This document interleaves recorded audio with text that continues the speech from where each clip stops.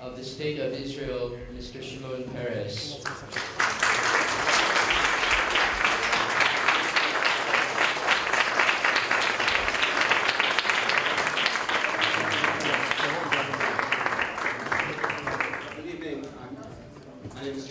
I'm the CEO and Executive Vice President of the UJA Federation.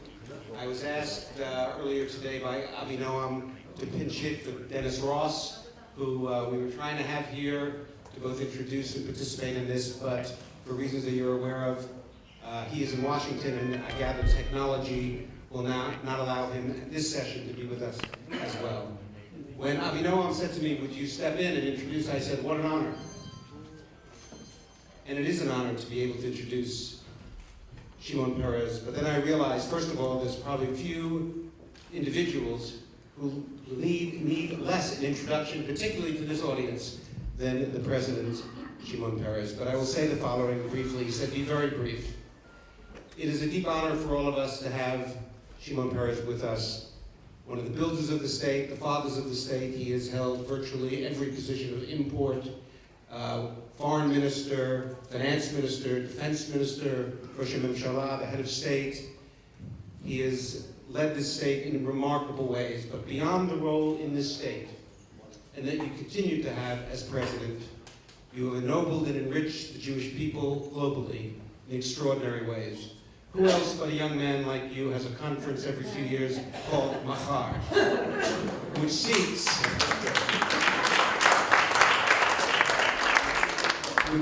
not only to raise questions of policy, global policy, about the world, but the deepest questions of values in a changing world, in a challenging world.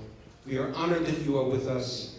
I've just been told walking in that he's going to want to answer questions. I know there are a few people ready, so I was asked to pose the first one, not yet on the value question, but one of the earlier sessions today on global challenges.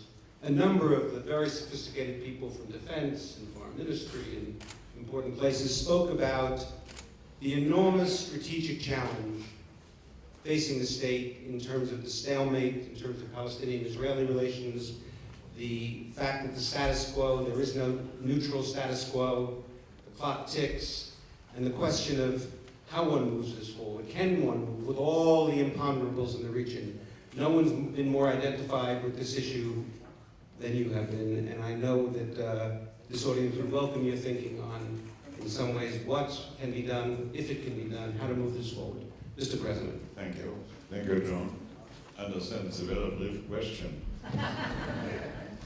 First of all, let me express our profound feelings about the people in America.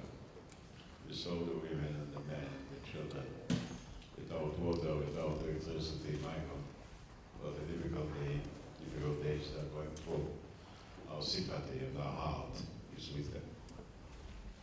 Again, we feel like united people. Now, to get to your question. The world has changed very quickly, but our mind is lagging behind. We live with an old mind in a new world. Let me specify what are those changes which I consider important. Governments and politicians are down below today because the reins of governance was taken away from them. Government usually, national government, used to govern is by controlling the economy and by guaranteeing the security. No more. The economy became global. It affects every government, no government affects it. And it's beyond change. It wasn't that some television woke up in the morning and says we're going to change the world. The minute that humanity departed from living on the land to hanging on science, there is no room really for race, for nation, for national governments. And you know, we saw classic governments falling to pieces overnight. Italy, Spain. And furthermore, The economy is unpredictable. One morning wakes up a young man, Zuckerberg, at the age of 27, without an army, without an ideology, and introduces a revolution which is greater than the one that Lenin and Stalin introduced, without killing 20 million people. It goes on. You won't find in any book, at any place, a prediction that says this can happen. So, and then the same goes about security. Today, security is not necessarily clash among armies. Security, the real problem is terror. You don't need large armies, but you can have sophisticated arms. So 15 people can come in the center of the American life in Manhattan, kill 3,000 persons, and run away. And since then, everybody is trying to stop terror without much success. And you know, the terror is not organized. It's not motivated by a clear or single motive. They're religious, they're personal, they're crazy. And without knowing the motives, it's very hard to find the people who do it. So the first question is, what's going to happen? Are we going to govern our life? If you cannot govern the economy, you can govern security, how can you govern? Well, clearly the reality introduces some alternatives. The most important one in my judgment when it comes to government is the global companies.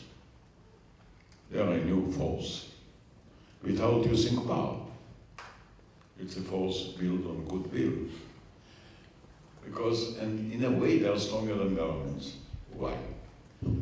Because the world not only became global, at the same time it became individual. Never did a single person was as worried as is today about what's going to happen to him. And when I look at the young generation, for them democracy is not necessarily free expression, but self-expression. What can you do with free expression? Take a mic and run around the world. And furthermore, democracy is not just an attempt to introduce equality, but to introduce a reality which says that we have the equal right to be different. Today, democracy is a meeting of differences, not a collective equality. And then also, they lost their respect, not only for the land and agriculture, but for the past as well. And you'll speak with them privately. You know, we tell them, you're so nice, why wouldn't you use our experience? Why wouldn't you use our heritage? You say, why should we? What sort of an experience, what sort of an heritage did you leave to us? What sort of a world broken by wars, full of hatred, suspicion? And you know, the old story is that if you learn the past, so you won't repeat the past mistakes.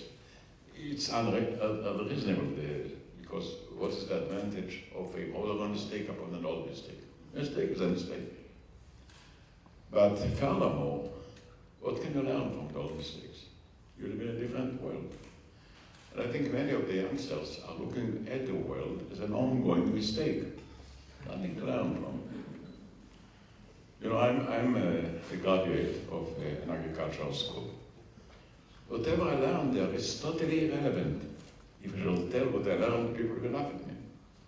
Who is today milking with the handy cow? They think I came from the cave. So what can we learn? And also, you know, the past is a heavy weight upon the freedom of the young generation. I think one of the advantages of the United States, for example, that they don't have too long a past, so that they can devote more energy and thinking to the future. All nations have so many commitments and biases and traditions and precedents. It's heavily upon us, and we are reluctant to depart from it. And I look at the politics and the politicians in terrible shape. cannot escape it. Because today, if a politician will stand up and will say, I'm strong, I'm wise, I'm tough, say, really? Can you bring an end to the economic crisis? No. Can you bring an end to terror? No. So what do you want from us? You want to rule us? And I see all these courses about leadership, which are, in my judgment, wrong. Today, if somebody wants to serve the people, he should not be a ruler, he should be a servant. People don't want to be ruled. They ask, what for? Who needs you? Unless you will serve the people, not rule them. And serve the people, it's not the people at large, but listening to all of them. You know, the global companies are good listeners.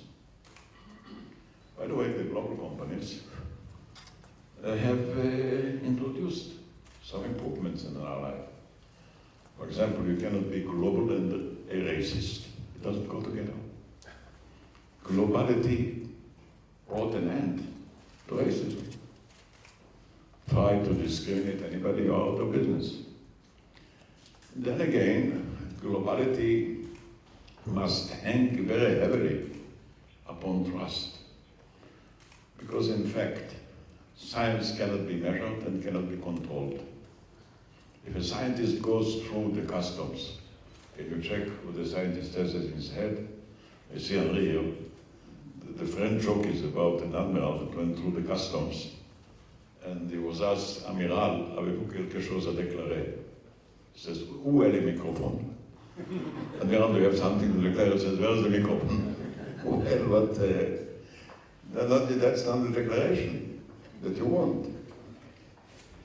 And we checked out, 40 of the largest governments, largest companies have today more cash than all governments in the world. Governments have budgets, they don't have money. And they will always be in a deficit because the population is growing without any connection with the economic growth. And the expectations of the people are growing, and the demands are growing. So there is no chance really to satisfy them. And for that reason, we have now at least two arms, call it government or ungovernment, doesn't matter. One, which is built on law, on power, on empowerment, the government, but they don't succeed in winning the trust of the people. They're in real troubles, not because they are poor men, but because they are following an old system of leadership. And the other, which doesn't have power but have strengths, the companies. And by the way, the head of the companies, today they are intelligent people, educated people. They don't want to come back home and being cursed by their children and by their surroundings. They don't want that they will be considered as profiteers of the poor people. So they're paying more and more attention to their own community, to the single person.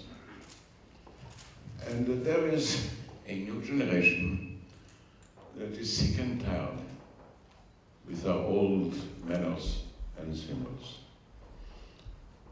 They dress differently. No, when you think about it, jeans and t-shirt is a declaration for democracy. They don't want people who don't know if you're rich or poor, or to demonstrate that you are rich or that you are poor. They sing differently.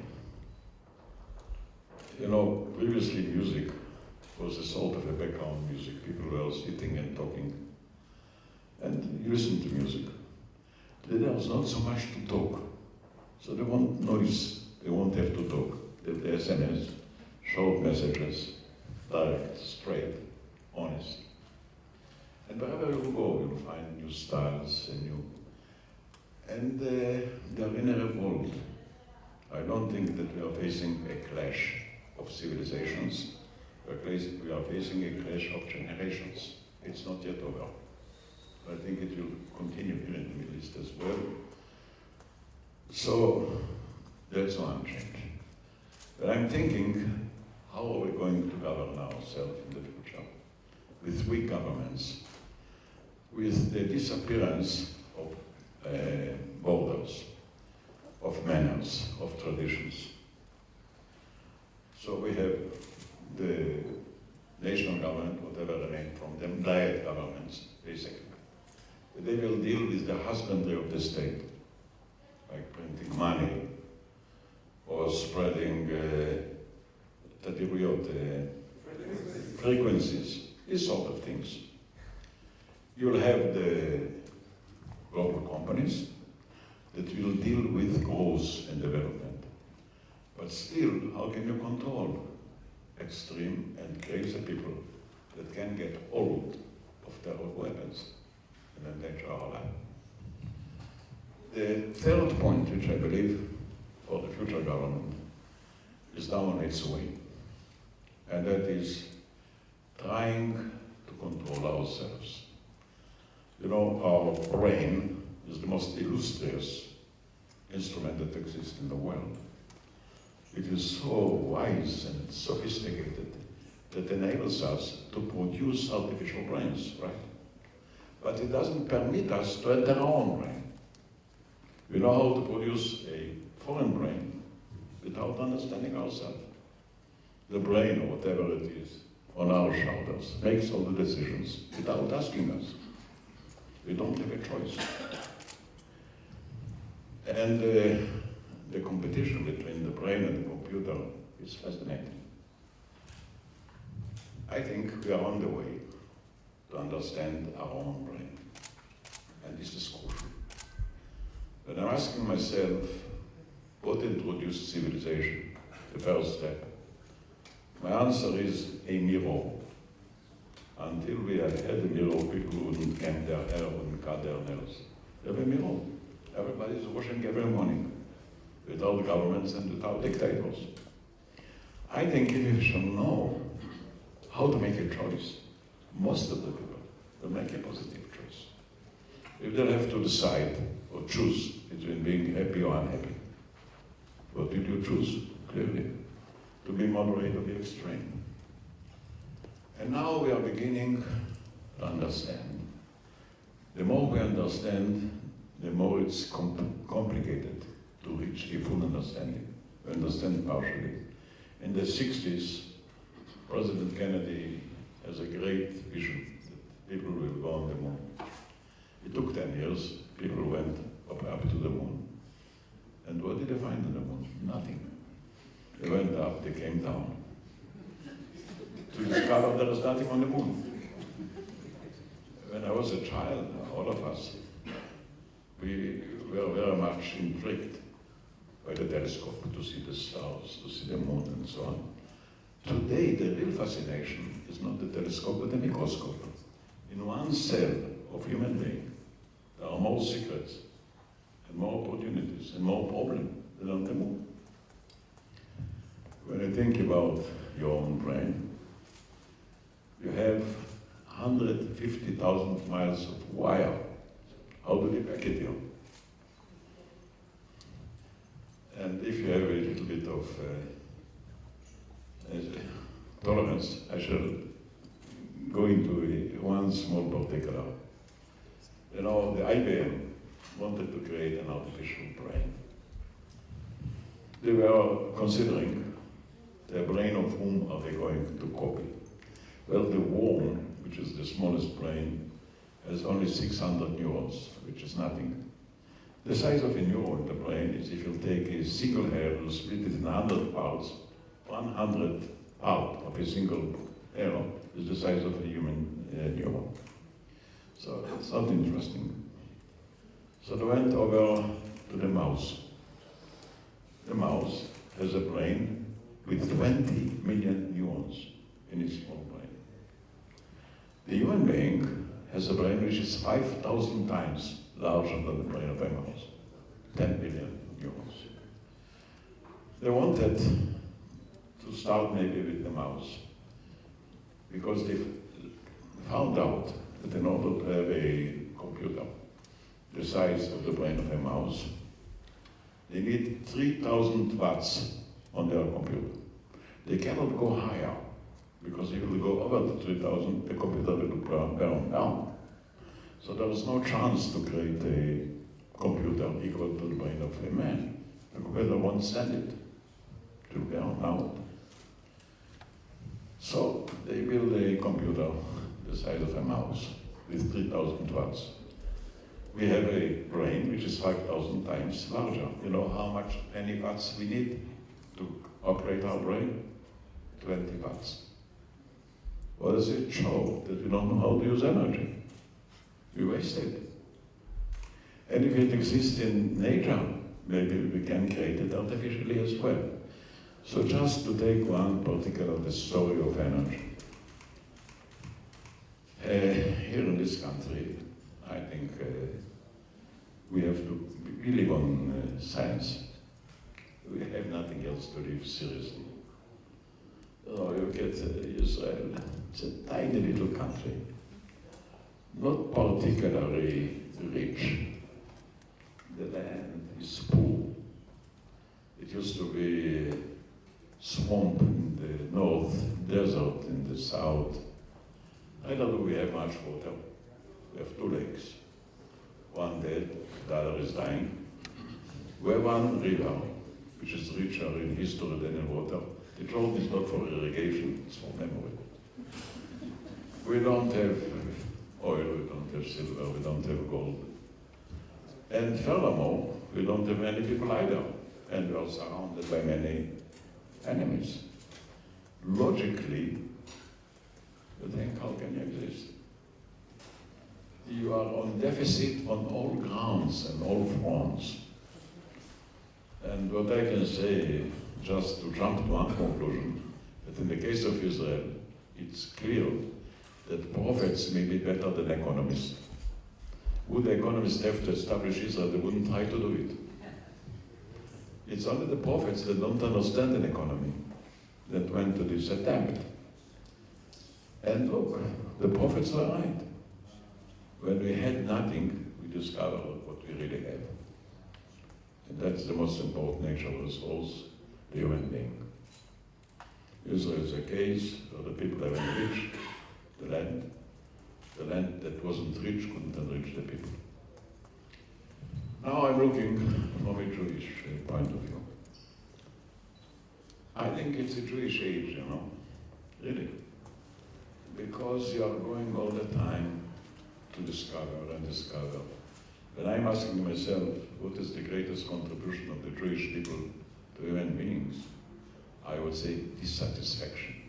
A good Jew cannot be satisfied, my God. It's not our business. And by the way, when I see satisfied people, I don't know why are they satisfied. There's so much to do and to achieve and to change. And also, it's an age where you live on your brain more than your muscles. Then you live on your intellect more than on your effort. I do believe in the coming decade, we shall invent our brain. In the brain, there are 5 different domains for research. We checked, and we discovered that we cannot do all the 5, we are too small. So where Israel is the best on those 5 different domains is the interface between the brain and the computer. We are first. And we can see results. You put an electrode of a computer on your head, and you can cure Alzheimer or, what's his other name? Parkinson. In children, there were already 1,000 operations of Parkinson by putting an electrode on the head, and that's it. So, I mean, it's interchangeable in many ways. For one of the reasons, my own staff says, stop talking about it. Say something about Iran, say something. What can I do? I don't live in Iran. I live in the future. It's much more fascinating. And I believe it's going, 10 years ago I had another crazy idea about the nanotechnology. People were laughing. We introduced nanotechnology, and Israel is today among the most advanced countries. So, and what brings Jewish people together is really the great questions of our life. The great attempt to to advance toward perfection. We shall never achieve perfection. It's impossible. Because the nature is built on contradictions, not on perfection. Like electricity, you have negative and positive. It's all the time a clash. Apparently our brain too is not necessarily a machine. Our brain too is apparently a stream of electricity that has different cells, but it flows throughout the body. And not only that, in addition to our individual brain, we have a collective brain. Otherwise Darwin would do nothing.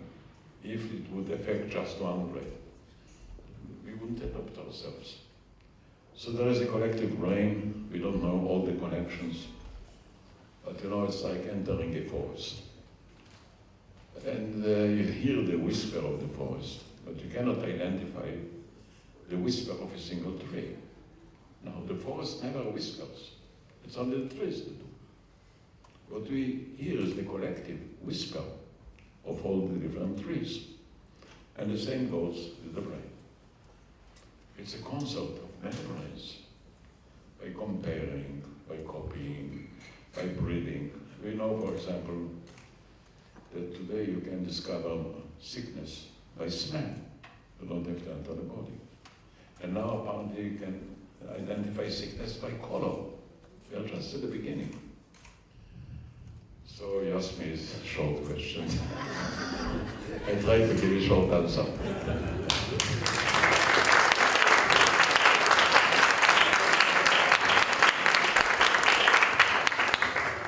Well, I would say it was a clear answer, meaning we're going into a new world. And the question is, sort of what madriga you want to think about, and what is... Well, I like what you were saying. I mean, it was less challenging, less partisan. It doesn't move us. I'm not sure it moves us on the specific, but it's fascinating to hear your thinking and ruminations as they sweep and go from one area to the other. And I want to thank you. So the next, I think Dan is going to ask the next question. I'm sure he's going to ask one at the either narrow or broad. Dan Marashian. Just, I forgot to conclude. I think the world will be governed by national governments, husbandry of the state, by global companies' development, and by the plain self-control. There wouldn't be global government, there would be self-government. The three functions of the future attack also on our lives. President Dan Mariashin in Washington. We have, a week from today, we have a presidential election in our country, and I wouldn't ask you to weigh in on either side. But I would ask what advice you might offer going forward after the election about ways to strengthen the U.S.-Israel relationship. First of all, we have had all the time a bipartisan support. Don't go for one-party support. It's not necessary. It will be a mistake on our side. Then, the American history has a soil, a heart in it. When you run American politics, like any politics, people are zigzagging. You have to. But it doesn't mean that it doesn't have a hard core in it. If I have to describe the hard core of the United States as I understand it, there are the following things. Number one, America is the only great country that gained its greatness by giving, not by taking. All other great countries try to take. America is giving. Maybe it's wise, because when you are generous, you create friends. When you are stingy, you create hostility. The cost of hostility is more expensive than the gains of friendship. And America fought for other people. They sent our boys, many of them were killed. They want land, they want assets, they gave back everything. It's a phenomenon. I don't know any other, maybe any other case in history A great power won greatness by generosity. Personally, I believe, by the way, that generosity is as powerful as imposition. I'm not impressed by power. I think it's an illusion. The second thing is the proportion between the weight of history and the curiosity about the future is more on the side of the future. I mean, on one hand, America doesn't have a long history, but they are not bothered by its weight. All of us somehow are paying attention to it. Now, that doesn't mean that if America is being threatened, that America will not use force. I think I know all the presidents over the last 50 years. There is none of them. They didn't go to fight. None of them. But you don't start by shooting, never. If you have a problem, first of all, you start by negotiating. Secondly, you never go alone. You go with a coalition. So nobody will be suspicious that you want self-gains. America, to the best of my knowledge, never went to a war alone. Always trying to build a coalition, it takes time. Then again, they will try to achieve a legitimacy, either a United Nations resolution. It's very important. And even after they collect power, they again try again to negotiate. And shooting is the last resort. Now, then America can become tough. You know, we are saying we talked about Iran, so America is engaged. I would like to correct it a little bit. President Reagan attacked Libya, the chemical installations in Libya. None of us said a word. President Clinton was clearly on the dovish side. He went to bomb Kosovo, not because of America. And I think when it comes to foreign affairs, there is much more unity among the parties, or between the parties, than we think. I saw the debate between Romney and Obama on foreign affairs. Well, they were at loss. They couldn't make clear what are the differences. Finally, Romney took the position of Obama on one of the major issues like Iran. So we have to understand there are some basic rules. We are lucky that we have had the support of the two parties, or many parties. The support too doesn't have just one source. The evangelists are supporting Israel for different reasons than the New Yorkers, for example. But there is a support, and it's a tradition. It's support because there is much of the Bible in the American veins. It's a biblical country. When Mayflower arrived, they called it, they arrived at the New Zion. And there are many references to the Bible in many walks of life. And then also because Israel started as a frontier, not as a country. So did America. And there was a great respect for pioneering and for fighting. So you ask me, I wouldn't say candidates, but I would be very careful. Not as single persons. A Jewish person can vote according to his brain, but collectively, I will do whatever I can to regard the great support of the two parties, which today are also two colors. It's a different America. It's not waspish as it used to be. And what's wrong? We have to live in a world of differences, in color, in origin, in books. What's wrong? And it doesn't take away from you your right to be individual. You don't have to copy. I see in America now, for example, the end of the mass production.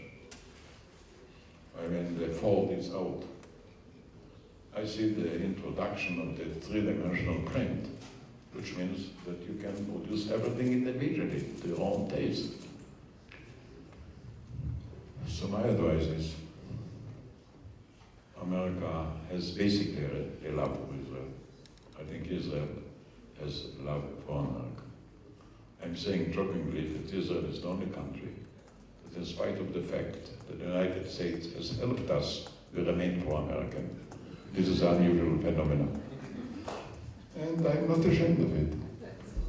As I wasn't ashamed by the friendship that France has shown us at the first decade of our existence. It was cool. It's not a shame to be friendly, by the way. And you don't have to be all the time macho. And there is a certain beauty to weaknesses itself. What would we do without our weaknesses? I think an exchange that each of us has to serve the society. So if each of us will serve the society, who will gain? You have to ask too. And individually serving, individually gaining too. So that would be my advice, if not to go. And I would be very careful. And I want to tell you something. When Goyon met Kennedy, Kennedy was elected in November 1960. You don't enter the White House, but in January, the second part, in between elections and entering the White House, the president is the 12th of Astoria. So President Kennedy received him at 12th of Astoria in January 1961. They had a good talk. Well, I won't go into the impressions. But then, Kennedy accompanied Ben-Gurion to the elevator. When there were just the two of them, Kennedy told Ben-Gurion, now that we are alone, I want to thank you privately for the support of you people to my candidacy. What can I do in return? Ben-Gurion was taken by surprise, and he says, Mr. President, what you can do in return is to be a great president of the United States of America. This is my advice.